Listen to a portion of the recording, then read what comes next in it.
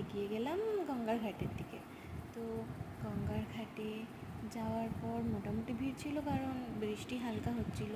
তো বৃষ্টি মোটামুটি চলে আসছিলো বলে আমরা ফিরে আসছিলাম বাড়িতে। তো ফালুদা দেখে আমি একটা ফালুদা খেয়ে নিলাম এবং বাড়ি চলে আসলাম।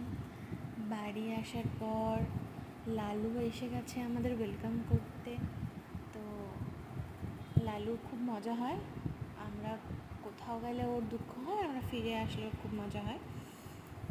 এরপর ভেতরে আরেকজন আছে, সেও ওয়েলকাম করছে। তো টাটা।